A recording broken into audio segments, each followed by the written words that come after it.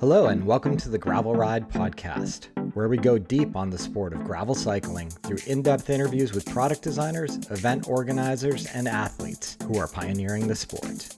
I'm your host, Craig Dalton, a lifelong cyclist who discovered gravel cycling back in 2016 and made all the mistakes you don't need to make. I approach each episode as a beginner to unlock all the knowledge you need to become a great gravel cyclist. This week on the show, I'm welcoming my friend James Gracey to come on and talk about Paris Brest Paris. In fact, our conversation went so long, I'm going to break it up into 2 episodes. Have you ever seen those riders typically on steel bikes with maybe a rack up front and certainly a bag on the front of their bars, riding the roads, potentially coming home at 6, 7 p.m. as you've long shelved your gravel bike and been doing something else? The type of rider that's been out all day, maybe they're wearing wool clothing, but they've got a little bit of a throwback vibe. I was a little bit unfamiliar with the sport of randoneering, but along the way, I've actually had a couple guests. I remember Jan from Rene Hurst was a big randonnée rider, and also Tim from Kitspo showed up one day riding one of those bikes on a ride I was on. I never really thought too much about it and about the history of the sport, but with James signing up or attempting to sign up for Paris Brest Paris this year, I dug in a little bit more and learned the history of the sport, learned that it's a 100-year-old event. It's the oldest cycling event in the world, learned a little bit about what it takes to qualify. I became fascinated by both the sheer endurance challenge of this 1,200 kilometer ride, but also the culture around it. Now, as James will mention in our conversation, he's relatively new to the scene. I've known him for 25 years and always known him to attack many a cycling challenge, but he wasn't part of that randonneur culture much more than 6-8 months ago.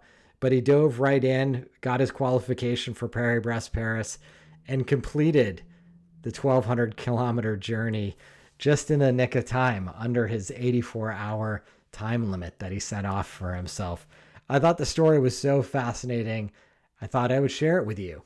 With gravel bikes, we have a similar type setup to these randonneur bikes.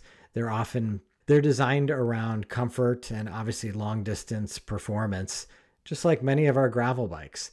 So the way I think about it is the randonneur community is the kissing cousin, the older cousin of the gravel cycling community. So I hope you enjoy the conversation. As I said, I'll break it up in the middle to put it into 2 roughly 45-minute episodes. And with that, here's my conversation with James Gracey. James, welcome to the show. Thanks for having me, Craig Dalton. Welcome to the kitchen. Welcome to the kitchen. This is where it all happens.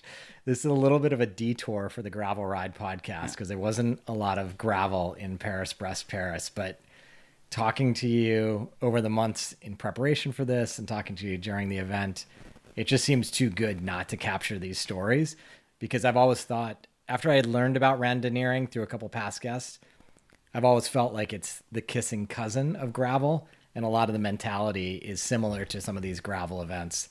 So that's a long introduction, but I want to first start off by just asking a little bit about your background.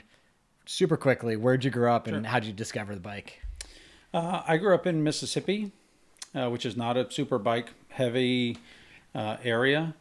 And I bought a bicycle when I was 12 years old for $120 from Sears. I thought it was awesome. And I remember going my very first time that I reached another city limit sign, which was like 4 miles from where I lived. I was like, I just rode to another city. It was Marion. And I was like, that is awesome. I went home, I was like, I rode to another town. And then after that, for years, I would ride to another town or ride to another town. I thought it was incredible. And so I kept buying bicycles that were, probably beyond my capacity to spend on a bike, but that's where I wanted to spend whatever money that I had. Yeah. And did you start sort of taking bigger and bigger adventures as you became older? And Yeah. So I would take, when I was 15 or 16, I'd ridden maybe up to 100 miles. And when I was in college, I took some bicycle trips. I worked at a bike shop. And so I got inexpensive gear there with a discount, and I would take trips either back to my home, which was like the first time I did that trip was 140 miles. It's 90 on the regular highway. Or when I was in college, I'd ridden down to Florida to see a friend on a mountain bike because I didn't have another one. And I thought it was awesome. From Mississippi down to Florida? Yeah. And it sounds like the bicycle was a mode of adventure and exploration, Yeah. but were you discovering racing? Were you interested in racing? I did mostly. I raced a little bit of bikes. Mostly I did triathlons. Okay. I was doing triathlons when I was 14 and 15 in Mississippi, which is some of the oldest triathlons are from Mississippi. Was that right? They were from the mid to late 70s. Huh. Oddly, Mississippi, Tennessee, and Alabama has some of the oldest ones. Super interesting. And I was a swimmer growing up, and I would run to swim practice like when I was 12 and 13, which was a couple miles each way. And so I just it made sense to put them together. Yeah. And I raced triathlons for 30 years. And you moved progressively into the longer distances. Into longer distances, and I did longer trips either by myself. Like I bet a friend of mine when I was 25 that I could ride the Natchez Trace in 3 days. I bet him $20, and I have his $20 still in my closet that he signed. And it was super hard. It was really hard. It was in July. It was 100 and something degrees every day, and there's no services on the Natchez Trace. Which is actually this pen that I have given to you is actually going to be a challenge pen at some point in this talk about this Natchez Trace 444 that you and I may could do together. Okay. Next year. And I did that ride, and that was the hardest thing I'd ever done in my life, and I really enjoyed that. It's by far the best way to see the world. You're going slow enough that you can see everything, but fast enough that you're not walking and you're not going to see the same thing over and over again for days on end. Yeah. You can really move through an area or a state or even a country on a bicycle in not that much time, and it's hands down the best way to see the world. So I'm going to fast forward maybe 30 years of time. Yeah. So many Ironmen under your belt. Yeah. You and I connected probably 20 years ago doing Ironman triathlons. Yeah. But we've also had some other off-road adventures together. Yep. We've done the Leadville 100 together. We've gone to Europe a couple times road riding with a group of friends. And gravel. Yes. Yeah, for the listener, James was on that Girona gravel trip in November of 2022 that I talked about on the podcast previously. So you've done a bunch of things. Cycling's always been part of your life. I've been fortunate enough to be your friend and been invited to do things with you and encouraged to do things with you. Earlier this year, the beginning of the year, you came up to me and you're like, hey, I'm going to do Paris Brest Paris. You want to do it? And you said, here, there's all these things you need to do in order to do it. Yeah. And I was like, dude, that's the type of invitation that I love, one, but two, takes me months and months and months to get my head around. So Paris Brest Paris is the oldest cycling race in the world. It goes from Paris to Brest, back to Paris, 1,200 kilometers, self-supported, and a 90-hour time limit. Is that correct? There are 3 different time limits that are self-selected. So you can choose to do an 80-hour time limit, an 84-hour time limit, or a 90. I chose 84. Okay, so we can get into that. To just set the stage, because this is the gravel cycling podcast. Yep. The sport of randoneering in cycling is its own interesting thing that's been around, obviously, since the 1890s. Yep. But it's this concept that you've got multiple distances that are sort of official distances of randonneur cycling. Can you just kind of talk through a little bit of your understanding of it? Yeah, so the reason it probably ties directly back to a gravel podcast is 130 years ago, it was born in gravel. It was born on either dirt roads or farm roads or whatever they had at the time. This predates almost automobiles. They had automobiles, but they didn't have roads. And for the most part, I've maybe done 1 or 2 brevets that didn't have gravel in some sections. Some of them are 6 miles or 8 miles. There was some gravel in Paris Brest, not much, but percentage-wise pretty small, but it may have been a couple of miles.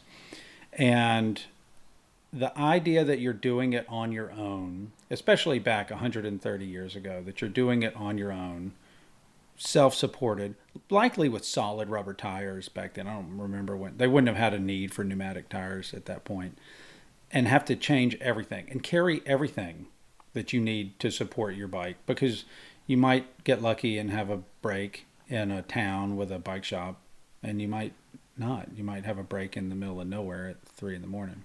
And so the idea behind that and self-reliance is core to randoneering.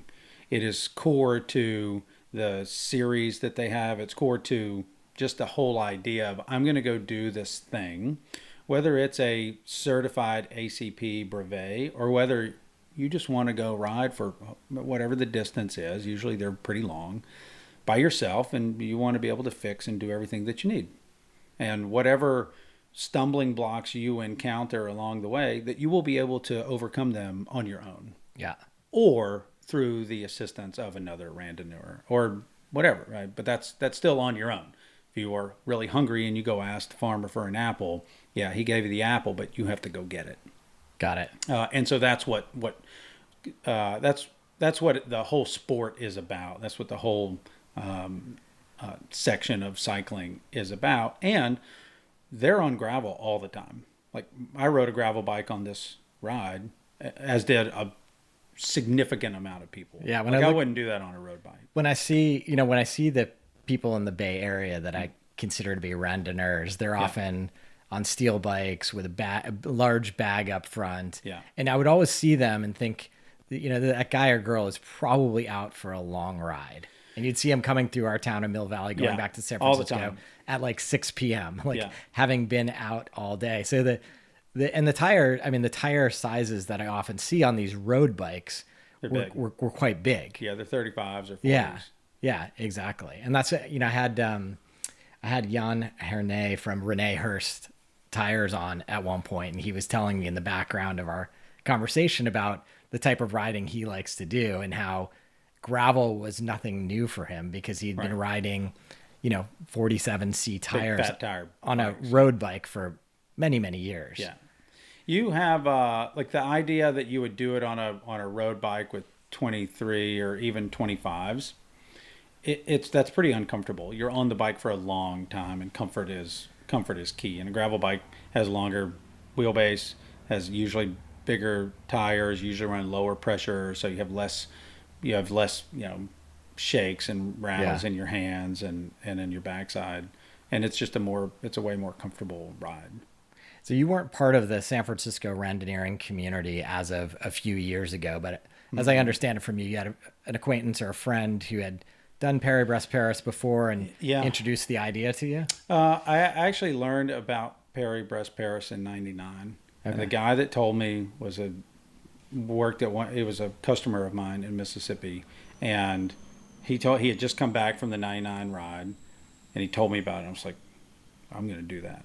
That is definitely something I'm going to do. Yeah. And then when I found out how there's no brevets in Mississippi or Alabama where I lived at the time, or very few, and there was no internet really, so you couldn't really figure out how to do it. So I backburned it and had thought about it for a while. I didn't even know it was every 4 years until last year, I think. And then one of my friends from Mill Valley, Ray Keene, had gone to the 2019 edition, and then he was telling me all about it, and I followed him the year that he did it in 2019, and he said it's not that hard. You join a club, right? You have to join a club that is RUSA, the Randoneers of the United States, RUSA sponsored, that they have ACP rides. So the ACP rides are brevets that are specific to qualification for Paris Brest, and probably some other ones, but it has to be an ACP sanctioned event. And to get into those, you have to do 4 qualification rides within the prior year before Paris Brest. So they're not all over the place. And that's one of the things that made it seem so arduous back 15 and 20 years ago, was that I don't know where any of these things are. I've never ridden overnight. I've never ridden for that long. Had been a bicycle mechanic for a couple of years, but I doubt I could, relace up a wheel on the fly to try to get you to the finish line. And so listening to him go through all of that, it sounded like maybe it was doable. And then when it came back around in this year for 23, but he and I started discussing it in 2022, because some people prepare for it for 4 years. Most people that I spoke to prepared for it for 2 years. And I started training. I really got registered for this in January or February. And so you only have a couple of months to do all 4 qualification brevets. And what are the distances of those brevets? The distances for qualification are 200K, a 300K, a 400K, and a 600K. And it's not just riding them. You have to ride them in a prescribed amount of hours. In a prescribed amount of hours. Yeah. So like the 600K that I did had a 40-hour time limit, which is totally doable unless you have a problem.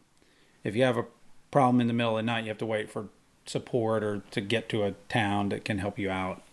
You're probably not going to make it. As you sort of said, you had a pretty intense schedule because of the late time in which you started this pursuit. You most had to pack people, them all in. Yeah, most people had already done 1 or 2 that allows you to pre-register. Kind of at the end of 2022. 2022. Yeah. And so then you can convert that to a full registration. You're almost guaranteed to get in. And I didn't do that. And so I had one flexible date from February until the race. Okay. Or until the event. That I could have moved one thing, but I would have had to, instead of driving to Sacramento to do the 600K, I would have had to fly to Southern California or Arizona to get it in. And it just happened that every one of them, like even when I started the 200K the day after spring break, I hadn't ridden 100 miles since I was with you in Spain, which was 6 months before that. And I was just as worried about that as I was about the event, because it had just been a while. Yeah. And I flew in, I got home late at like midnight and left at 4 to go do the event.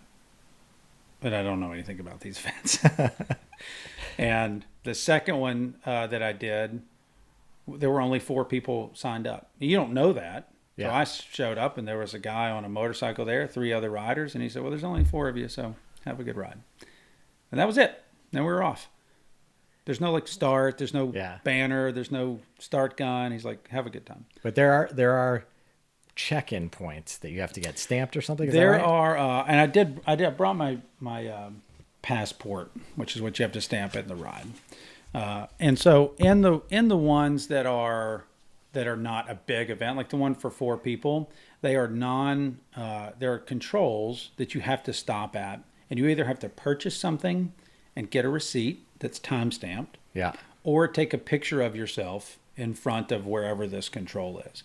So for a 300K, there might be 6 or 7 controls where you have to roll up to the grocery store, or one of them was a stop sign, an intersection sign. There's nothing. You just have to take a picture of yourself in front of it. Yeah. And if you forget to do that, then you don't qualify. And your success in these qualifiers, does it get logged somewhere? It gets logged with RUSA and with San Francisco randoneers. So you joined a local club and you submit the fact that you did this event, and you have your control pictures, and they log it somewhere. Yeah, so you submit those either pictures or receipts. You just scan all the receipts and you send them to whoever was in charge of the event that day, the qualification event. Yeah. And so if the event is over Sunday at midnight, you have until Tuesday afternoon at some point to get them either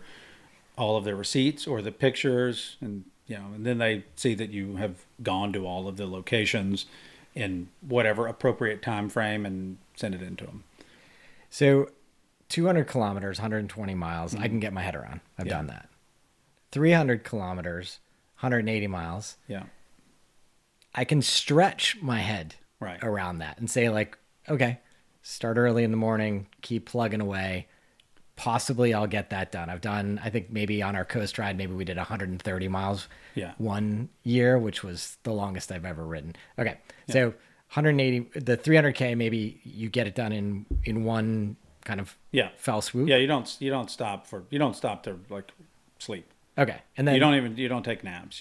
You'll stop to have lunch. You just keep plugging away. But obviously like you're starting in the daylight and you're ending in the darkness, or starting in the dark. Yeah. That's like an 18-hour ride probably. Yeah. Somewhere in there. You're probably 15 to 18 hours, depending on how much climbing you're doing. Yeah. And then now bumping up to 400K, 600K, to me, that's just otherworldly. Like it's just a territory I haven't been in before. It's definitely, I had the exact same thoughts at 400K. If I couldn't have done it in a different order. I couldn't have started with the 600. I don't know what I would have done. I wasn't really mentally ready for that. Yeah. And so the 400K is, you're not going to bed. You're going to take an hour and a half long lunch and sit down as much as you can, wherever that is. Do you remember the time limit for a 400K? I don't. Okay. We came in we started at, it's either 6 or 7, and then we came in about 2 a.m. Okay. And you sort of implied this, that you couldn't have started out and done a 600K right off the bat. Yeah. But what did you learn? I mean, you did ride with some other people, some more experienced randoneers over time, right? One of the true benefits of doing it in San Francisco or the Bay Area, including Sacramento, because there's a lot of randoneers in Davis and Sacramento, is that they have a lot of experience. So I would ride with them and just ask question after question after question. What do you do? I didn't even know there was a bag drop until we were on a 400K. And the guy said, there's a bag drop service you can sign up for. I thought I was going to have to carry everything that I needed for 3.5 days. And just food is a lot. I knew I could stop and buy things, but they also said, you can't stop and go to a grocery store and get a Cliff Bar. Like, it's not how it works. Like, they don't have those things there. You're going to get a ham and cheese sandwich, or you're going to get a croissant and a coffee, and that's what you're getting. Yeah. And so I was like, well, I don't know if I could make it on that. So when I learned all of these things, riding with people that had done 4 Paris Brest, and hearing all of their stories, one year it was 100 degrees, one year it rained, and basically got rained out. They had a super high DNF rate maybe 12 years ago.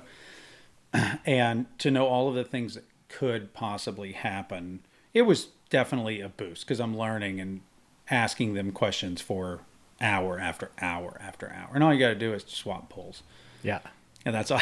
It's a free gift it's a free education if you just want to do some pulling with them and wait on. Like, one guy was sick, and so we waited. He didn't feel well, so you wait on him and make sure that they are getting the best support from you, because you're going to turn around and need it from somebody else. Yeah, I think it's so interesting, because I mean, many of us have road riding backgrounds and shorter distances. Mm-hmm. You're drafting. You're breaking away. There's the kind of push and pull of the peloton, but there seems like there's more community to this, because way into the mileage, you need people there. There was the 300K that I did. I didn't really meet anybody on the 200, because I was in a hurry and had to go pick up one of my kids, and so I didn't really want to stay and chat. And the 300K, we were probably 40 miles in, and I had a battery die on my shifter. I didn't have a spare battery. I didn't even check it. Yeah. And I made 4 stops for batteries. It was Sunday. Places are closed. They don't have this very specific battery shifter or shifter battery. And he said, I've got one. And then he had to loan me this battery. Had to loan me a screwdriver. If he hadn't done that, I would not have been able to go to Paris Brest, because I didn't have didn't have any flexibility in my schedule. Yeah. And when I was asking, I said, I really do appreciate this. It means a lot to me. He's like, oh no, we take care of everybody. His words were, we take care of everybody because we will need to be taken care of. And I saw that over and over and over again. And not only the lead up qualification brevets, but also in the event. People you don't know, you've never met. It's not unlike a professional cycling event where 2 people are in the breakaway, or 4 or 5. they're working together for a common goal, helping each other. And then at some point that falls apart. But for that time period, they are essentially on the same team. You're essentially doing things for one another, even though you have diametrically opposed, team programs, and you will eventually split apart and sprint to the finish, and you hope to crush them. Like that, the crushing part never really happens here. But if you do, somebody's going 2 or 3 miles an hour faster than another one, like it can't continue. Like they're not there to necessarily get you to the finish line if you had just met.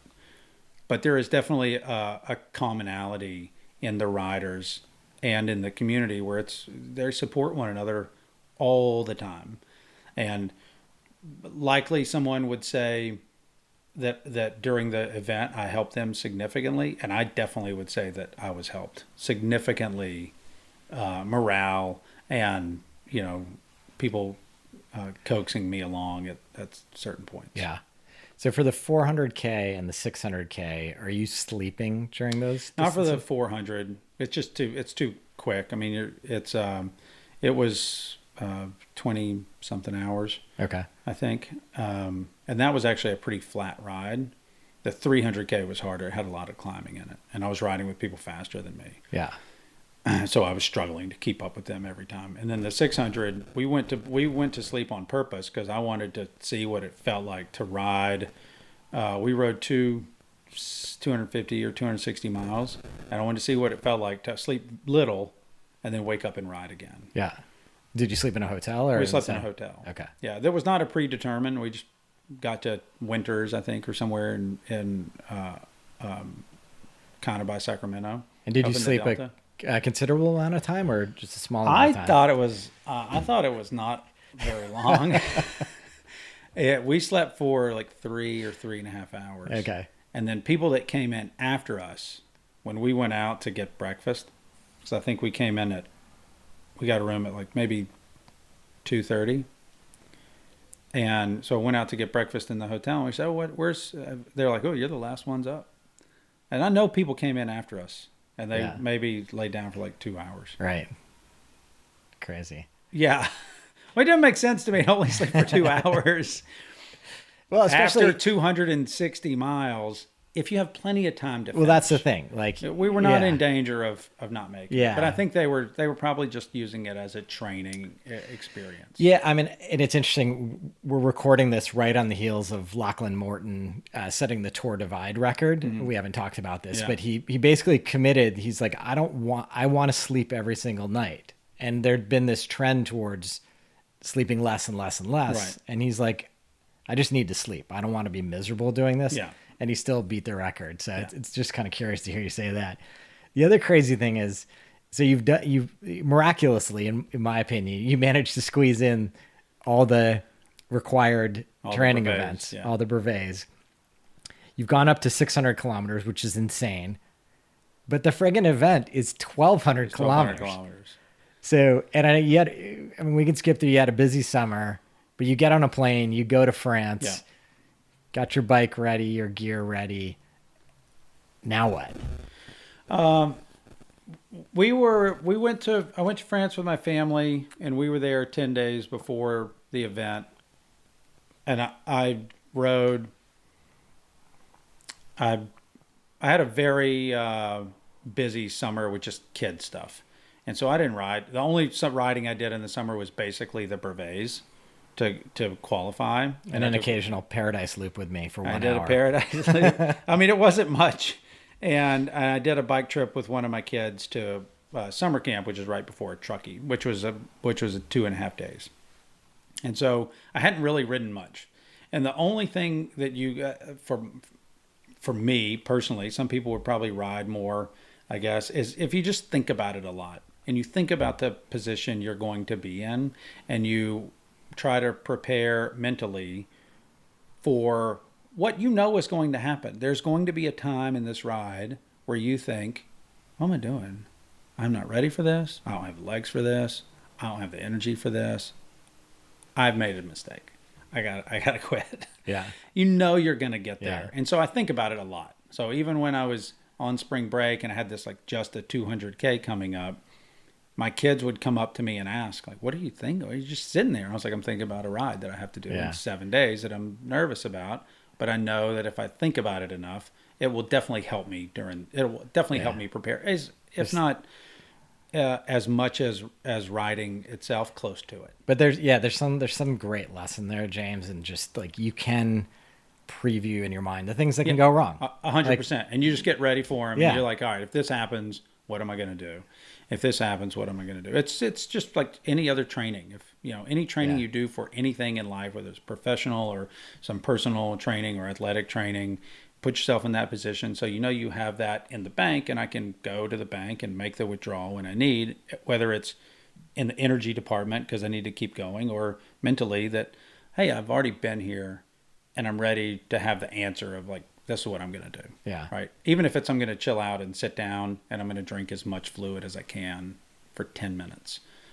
Even if it's just that, I'm ready for that and I'm prepared for that. Yeah. And so going into that, I did get to ride some when my family we were at Ile de Ré, and it's a bicycle friendly island where you just ride between these towns. And so I would do a couple of rides there, and I rode once in Paris trying to fix a flat. I was like, I'm just going to go ride to every bike store. And they were all closed. And so I didn't really have time to think about it, honestly, like much, until the day before the event, because I'm with my family and we have all of these activities that we're trying to kind of squeeze in and let the kids enjoy the area. And then when they're getting ready to go and I'm getting ready to start, was the same day. So I went to pick up with them so they could see all of it. And I'm really glad I did. Yeah. I'm glad that they got to see like the excitement of it, and people are really over the top in costumes and all of the different velomobiles. One guy was on an elliptigo, which I don't think he finished. He may have, I don't know. But I couldn't imagine. Like if you think what the ride itself is hard, like being on an elliptigo and standing up for 3.5 days, like I couldn't imagine. And there was a lot of excitement there. So it was awesome to get ready for it, even though there's no way to there's nothing to do. There's no more training you could do. And even if you did, you would just be hurting. You'd be putting yourself in a worse position by trying to go train. Loosening up after a long flight and driving a lot, that was needed for sure. Quick detour just on your equipment. Mm-hmm. So what were you riding? What frame material? What kind of bike? Riding steel. It's an Olivetti. It's a frame builder out of. He was in Mill Valley. Now he's in Colorado. Yeah. And 32s, I think. I switched tires right before I left, based on the guy at Sports Basement. I said, "What do you think about these?" And I ended up with tubes in them. At the end, because I couldn't find a hole in one of them before I started, so I put a tube in it, but I changed it. I searched four flats. And then what kind of bags are you using? Like, where are they located on the bike? And are you preparing to sleep on the ground somewhere, or are you not? So my favorite bag is the bag that Craig Dalton let me borrow, which is my top tube bag that has a little magnet on it because I couldn't find it anywhere. It was awesome because you can get to everything really fast. I did carry. I carried a bike packer's bag off the back. Mm-hmm. That's expandable. Yeah. That you could get. I had arm warmers, lots of food in there. Emergency blanket. I ended up with a sleeping bag in there because I didn't know where it was supposed to rain at one point, so I grabbed a sleeping bag from my drop bag. And I had a top tube bag. So the top tube bag, all I had in it was pills. I've got pills for, B vitamins and multivitamins and amino acid pills and tons of salt. I took all the salt that I needed for the whole ride. Caffeine. But you've probably seen me go through a bag of pills. There's a bunch of different things in there. Takes a lot. It's a lot to keep us old men going. And you keep going. There's a lot of just vitamins that you take to make sure you're not deficient in something. And I have, even though I couldn't pinpoint, if I I'd had more vitamin B or vitamin D or E or potassium or something, that wouldn't have happened. But I've never not finished, and I usually just keep a steady flow of all of those things going kind of all day. Was that something that's just a James Gracey, I've been an athlete for my whole life thing? Yeah. Or did you learn that from others? Yeah, no, it's just what I've been doing for anything long over the years, and either trying to prevent a cramp or, or just feeling like, this stinks, I really want to quit. Yeah. Like in keeping your mood elevated. Like rhodiola. I take rhodiola pretty regularly. One person that had done 4 Paris Brest before, he said, yeah, rhodiola is key. I was like, I'm taking rhodiola. What is that? It's for mental function and so you like keep your mind sharp is what I would call it. That's how he described it too. I was like, I do take that, and if I could pinpoint one thing to take, it's that. Besides salt and potassium, magnesium. Super interesting. It's that. I saw people. I would notice my mind going on a detour, for sure, and I would have some rhodiola, and then I'd come back to like, I was just on a mental trip that did not exist. Well, we might get into, if we have time, some of the mental trips some of your fellow riders took you on in their own journeys. Yeah. So you're at the start line, as you said before, Paris Brest Paris every 4 years, very international. Yeah, 71 countries. At some of the larger controls, they had 28 interpreters. Wow. And so somebody's not getting interpreted somewhere, is my guess. Yeah. But they had. It's a very international event that has everybody is so excited. You don't really notice the excitement until kind of later in the ride, because that's literally what's keeping them going, is they're 100% focused on this event, and may have been focused on this event for 16 years and never completed it, and have started it and didn't finish it, started and didn't finish. Most people you talk to were repeat Paris Brest Paris randonneurs, and they had end up in the bus. Yeah. There's not even a bus. I made that up. You have to figure out your way. You have to figure out your way when you stop. You have to figure out your way home. And so they all had a story of like, I was very far from finishing. Yeah. My first time or my second time. Yeah, clearly the math wasn't going to add up. Yeah. Yeah. So you mentioned there's multiple different start times. One of them was you could start with 90 hours. You start at night. Yeah. Sunday night. You elected to start 84 hours Monday morning? Monday morning, 5:15. Yeah. Which seemed logical when you and I were discussing it at one point, but then the logic got lost immediately. Yeah. Everybody had different rationales for whatever they picked. Obviously, the 80-hour group is going to be a faster group. Yeah. And so maybe there are faster riders in there, and you can catch your draft wherever you need. You don't, if you're a 16 mile an hour, like steady state rider, you don't want to ride with the 13 because you're just pulling, right? It's not doing you any good. Yeah. You want to ride with a 16, 17. And so those guys also leave Sunday night. The 90 hours, which is the bulk of the entire event contingent. I think there were 5,000 people or 5,500, or maybe even 6,000 that left Sunday afternoon. So they start at 4 and they end at 10, I think is the last leave time. So they're consistently sending out all of these people. And then I didn't realize that it was broken down that way. So I left, there was only 2 or 3 groups behind me. So I'm at the end. Okay. And so if the fast people in those 2 or 3 groups pass you, which they did very quickly, there's nobody else to like help you out. Yeah, because you're going into it. You're hoping that you're going to find simpatico groups to draft to ride with.